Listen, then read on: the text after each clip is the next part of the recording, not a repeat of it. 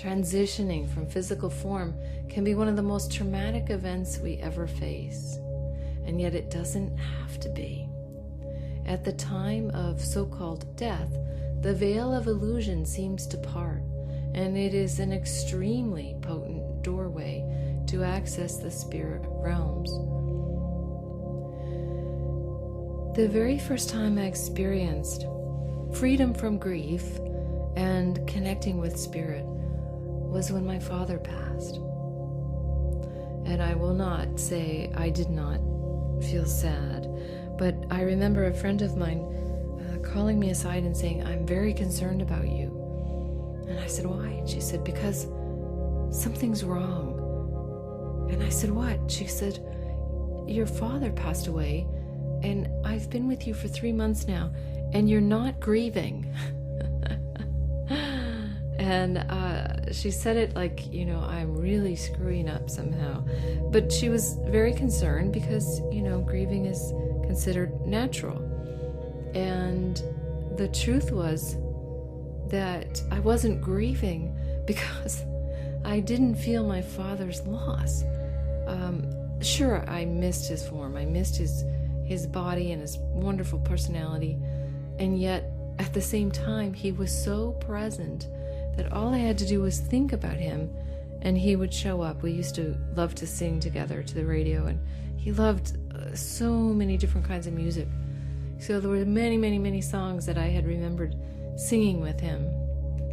And especially in the car, I'd have the radio on and I'd hear a song that would remind me of a duet that I would sing with him. And I would instantly feel him sitting in the seat next to me, in the passenger seat. And this was so new to me that, I doubted it. And I used to say, "Okay, if this is really you, give me a sign." And he would do this amazing little gesture. I had my hand on the gear shift, and my pinky on my right hand would go up in a little curl. And this was our sign in church. He used to grab my pinky, and that was our silent hello in church every Sunday. And it became like a family thing, where we would grab pinkies, and it was very sweet. It was one of those really tender moments. And so every time I would get curious, is this really him? I would have this pinky experience, and it tripped me out in a great way. I mean, I was just ecstatic that I could possibly be having this connection with him. And so I told my friend, it's very hard to grieve, when he's sitting there in the car with me all the time. But there were very few people I shared that with, and as a matter of fact, I think she was the only one at the time. And yet it was so life, it definitely changed the game at that point. Life-altering, I was going to say. So I began to really dive into this aspect of being able to connect to spirit, and it turns out it's one of the things I have been doing for my clients for years. Not that I advertise myself as a medium, but when a loved one was transitioning, they would often call me and ask if I could connect for them with an animal or human.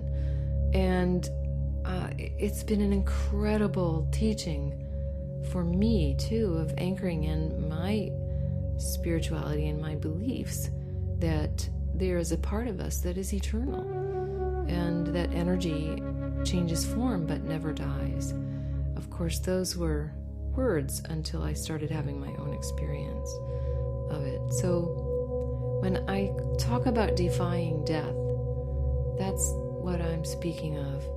Not that there is no death, although someday that could be true, but that there is no loss of that eternal energy. It just is changing forms, kind of like changing coats.